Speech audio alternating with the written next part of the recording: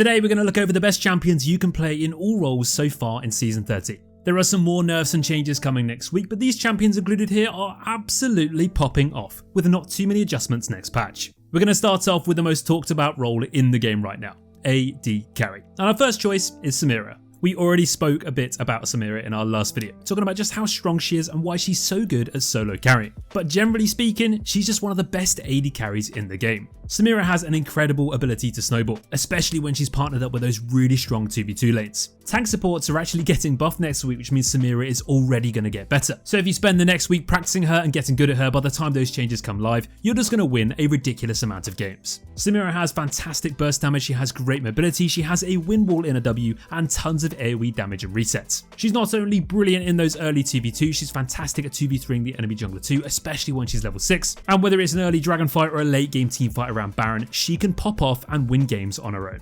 Samira is a little bit coin flippy because if you do get too far behind, you're going to be completely useless. But this isn't happening very often right now, and the games where you do dominate, you're going to have a lot of fun. Our next choice is Xayah. Now Xayah is definitely a lot less coin flippy and a bit of a more safe pick compared to Samira. Her ultimate and her self peel with those feathers makes her a really good pick into very aggressive dive comps, and she's actually one of the best AD carries at kiting backwards and playing on the back foot. If enemies are chasing you, you can peel backwards with your ultimate, you can peel backwards with those feathers and deal a ton of damage at the same time. One of the great things about Xayah is she spikes so much earlier now she can get those big items sooner, because she actually has inbuilt attack speed with her W, which by the way, if you do partner up with Rakan too, you're going to deal a lot of damage even from as early as level 1. Xayah is pretty easy to pick up, but she has a really high skill ceiling. You can kite to your heart's content, you can combo people down with your Gale Force on your ultimate, and she's honestly just a really enjoyable champion to learn. So if you haven't started playing her already, give her a go and let us know how you get on. Our third choice today is Caitlyn. Caitlyn is in a fantastic position right now, and she's definitely being abused by most high elo players. If you understand wave management, you understand how to actually play to Caitlyn's strengths and be a real lane bully and take those plates, well, you're going to win a lot of games this patch.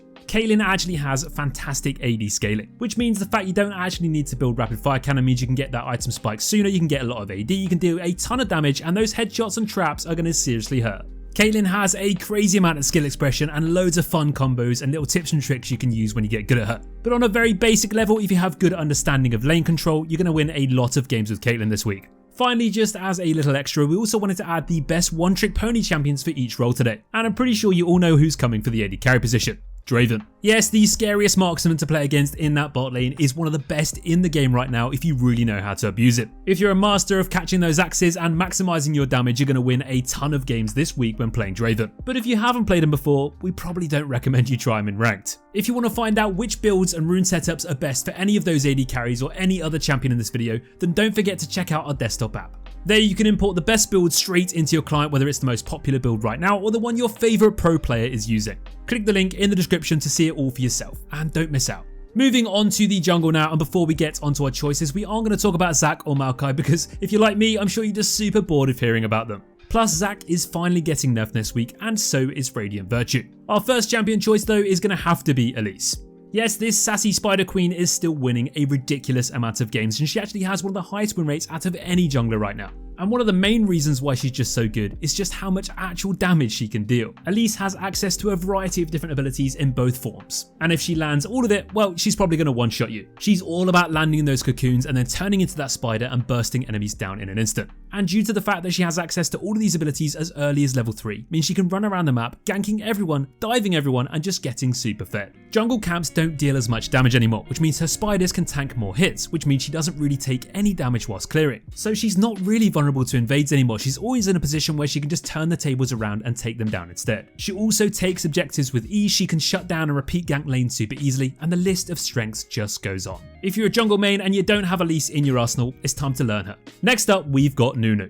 Now Nunu is the definition of a jungler who can gank every single lane from as early as level 2. If things go to plan, you can have 3 winning lanes before the 5-minute mark. It really is crazy just how much you can influence the early game when playing this champion. Now if you're against enemies that don't respect you can snowball literally incredibly quickly. You can take objectives off the map in an instant because you just consume them with ease, and before you know it you're working your way towards an early Dragon Soul, every lane is stomping, and they're probably going to 15 anyway. If the early game doesn't go quite as well, you're not going to be as impactful, but the thing is you still bring so much utility and crowd control to team fights anyway. And if it does go well, whether you go full AP and one-shot everyone or go full tank and absorb tons of damage, you're always going to be a threat. And if you love ganking early and often, then Nunu is definitely someone you should be picking up right now. Our third jungler today is Udyr. And if you like power farming and turning into a complete raid boss with a crazy amount of experience and gold, he's the champion for you. Yes, Udyr is a very unique jungler. He's not really about stomping with early ganks, he's more about amassing crazy amounts of farm, tearing through objectives, collecting dragon souls like they're going out of fashion, and then just becoming completely godlike. Now you can still build Udyr whichever way you like, whether you want to go for that full lethality domination, whether you want to go for that AP bruiser tank, but it doesn't really matter which one you go for, you're still going to be an absolute demon and a nightmare to play against. Udyr is a bit of a strange jungler really. He's not that difficult to play in terms of his kit design, but in terms of actually maximising his impact, he takes a bit of practice. You need to know how you can maximise your jungle clear at all points throughout games. And then you come out of the jungle with a couple of hundred CS, you've taken every objective, and there's simply no one on the enemy team that knows how to deal with you. If this sounds like your cup of tea, pick up Udyr. Finally, our one-trick jungler to play in this patch just has to be Fiddlesticks. To be honest, Fiddlesticks has just been so good for so long. And yes, in Season 13, he still has a ridiculously impressive win rate.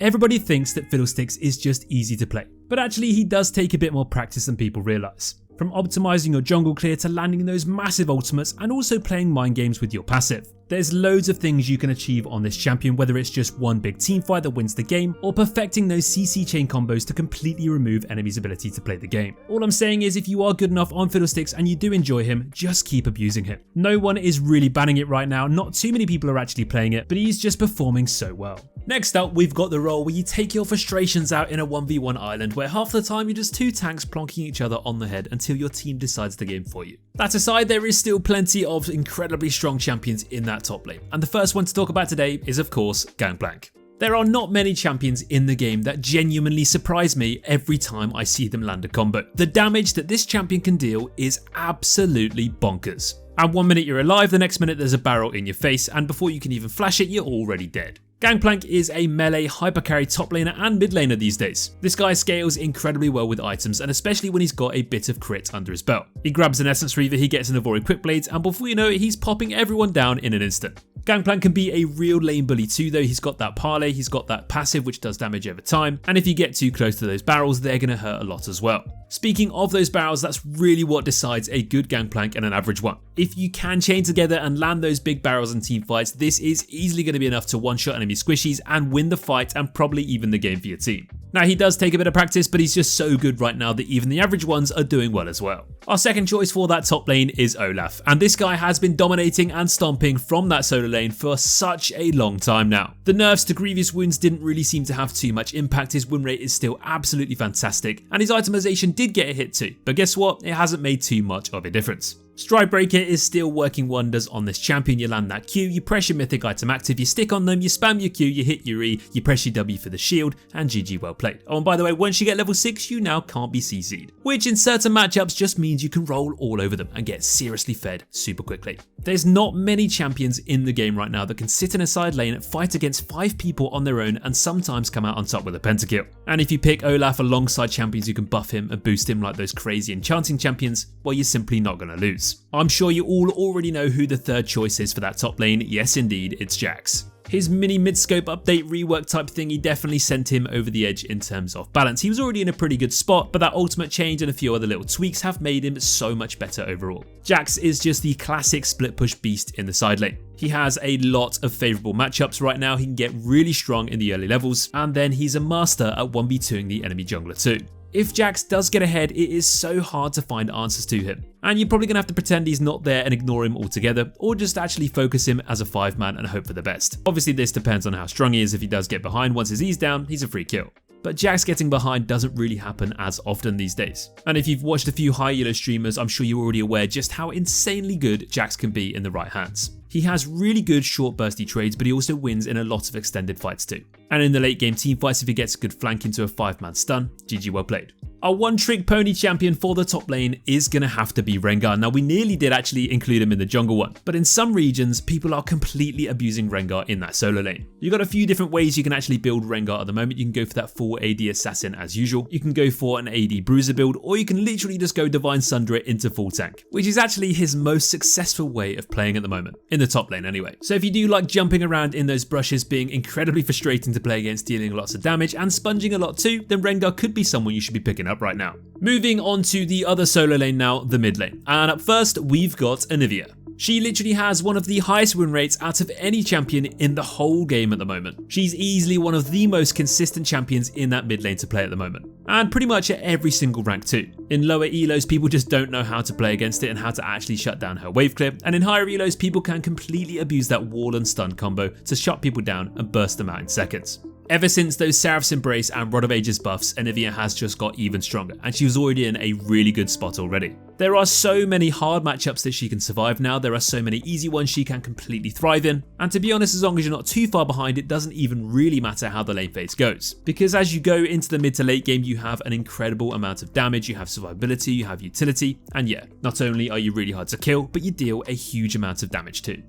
Kassadin is our next choice in the mid lane, and he is one of the champions being nerfed next week. He did get nerfed already, but it didn't really make a difference, so it's expected to see some more next patch. However, Kassadin is just so strong that he's probably going to still be in those top spots anyway. We've spoken quite a lot about Kassadin already in our recent video, so if you are a subscriber, you probably already know why he's so good, or indeed if you've actually played a game against him in League of Legends recently. But seeing as his ban rate is so ridiculously high, maybe you actually haven't had the chance. If Kassadin does slip through that draft though and you manage to pick him, well, your chances of winning are going to be seriously high. His lane phase really isn't as bad as it used to be, he's nowhere near as vulnerable, and he still scales like a weapon. Level 16 Kassadin or Kassadin is still just as good as ever. And unless the enemy team have loads of crowd control to shut you down, they're probably not going to be able to do anything about you. You just rift walk around the map, flash onto enemy AD carries, one-shot them, and clean up the rest of the team too. Just be careful of those Tristana mids though. It's a bit spicy at the moment, and it's a really bad matchup for it. Our third and final mid laner is Cassiopeia, and guess what? It's another user of Seraph's Embrace and Rod of Ages. Yes, the mid lane meta really is all about these items at the moment, which is why we've also seen champions like Ryze doing well too.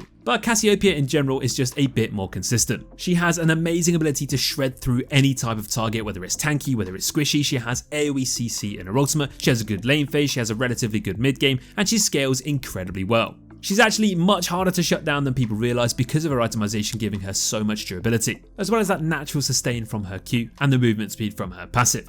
There are so many ways you can win games with Cassiopeia this patch, whether it's absolutely stomping the lane phase and becoming ungankable and uncontrollable, or just waiting for that big moment in a teamfight where you land a big flash ultimate. By far the most attractive thing about Cassiopeia, and no, it's not what you're thinking, is actually her relentless DPS. She can genuinely just deal insane amounts of damage consistently throughout the whole course of any fight. So if your enemies leave you unchecked, well, you're probably just going to kill everyone. Our one-trick pony champion to play in the mid lane at the moment is Irelia. One of those champions that's just all about showing off. Yes, those good Aurelias are seriously hard to play against right now, and at the moment she's having more success in that mid lane. She has crazy kill threat from as early as level 2 and 3, and if she does kill you, well, she's now going to start farming you. There is simply nothing you can do if Aurelia sets up a freeze. She'll wait for you to come in close, she'll Q to the minion, and she'll jump to you and take you down. So if you are good enough at Aurelia, she's definitely up there with some of the best champions to play in that mid lane. She has mobility, she has sustain, she has scaling, she's fantastic at split pushing, fantastic at team fighting, flanking, cleaning up, you name it, she can do it as long as you're good enough. To finish off this video, let's take a look at the best supports to play this season so far too. Our first choice in this video is Blitzcrank. Now we already know just what Blitzcrank is capable of. We all know the famous hooks and what they can do throughout all stages of any game, but there's also so much more to it than that. Obviously, Blitzcrank has fantastic pick potential. He's got great CC, he's got an AoE silence, and he's all about getting his AD carry super fed in the early game, shutting down the enemy bot lane with ease, and roaming around the map and getting everyone else super far ahead as well. Blitzcrank works with so many different AD carries and bot laners. And if the matchup or synergy or even the lane just doesn't go too well in general, just abandon ship and carry elsewhere instead. Follow your jungler around the map, gank every other lane under the sun, and GG well played. Our next support pick is Rakan, and this guy definitely takes a bit more practice than some of your other usual supports. He's a lot trickier to pick up and learn in the first place, but he also takes a lot more skill to master. But when you do master him, the champion's ceiling and potential to influence games with is absolutely nuts. Rakan has definitely the most amount of mobility for any support, hands down, there is just no question about that. He has tons of AoE CC, he has other utility with his shields and his healing and his Q, and if you can put all these things together and know how to really utilize everything, well, you can really understand just how good he can be. Rakan is definitely a bit more matchup dependent than some other supports, and somewhat comp dependent too, but if you need some AoE CC, you need some engage, he's just fantastic. And if your enemies do pick a low mobility bot lane and you have the right AD carry alongside you, Xayah, you can genuinely just farm them on repeat.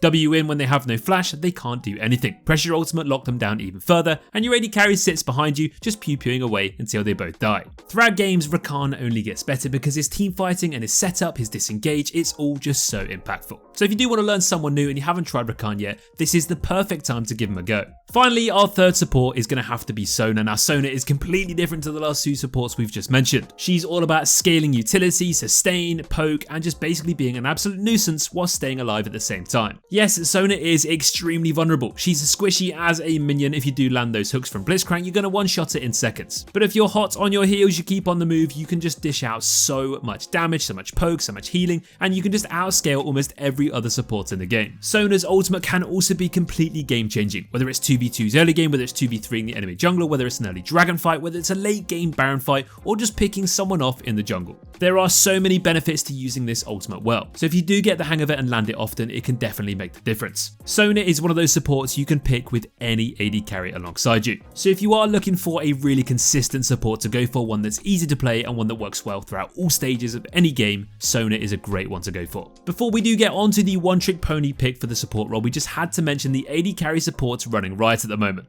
People are picking Ashe, Jhin, Caitlyn, and even other AD carries like Kalista in that support role. And it can be really effective if you actually know how to play it. But if you don't understand why it's good and how to play it, then we don't really advise first timing it. Which brings us back to our one-trick pony pick of the support role, which just has to be Bard. Now, when your support does pick Bard, it's not the most exciting thing in the world. In your head, you're thinking, well, he's just going to roam and abandon me, and we're going to sit here 1v2 in the lane phase. But then you load into game and you realize that your Bard support player has 1 million mastery points. He lands every stun, he sticks tons of med packs under your tower for you, he tunnels you out of danger, and he lands those massive ultimates in the right moments. Bard is one of those champions that's just so good if you're good enough on him. But he can be a little bit questionable if you're not. If you use that Bard ultimate at the right time, you can win a game for your team. But if you use it at the wrong time, you could prevent your whole team's damage. So it definitely takes some getting used to. But by far the best thing about Bard is just how much fun he is. So if you are a little bit tilted, you're on a bit of a lost streak, and you just want to play someone that you're just going to enjoy, then why not give Bard a go? Well, as long as you've tried him before anyway. Let's be honest, first timing in ranked, never a good idea.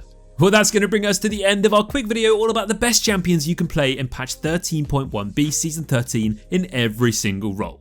Some champions are being buffed up next week and some nerfed too, and we're really excited for that, but the picks in this video will still likely be extremely strong. So if you do enjoy these champions, keep playing them. Thanks for watching guys, leave us a comment below if there's a specific champion you're absolutely popping off with, and we'll see you all in the next video. Take care.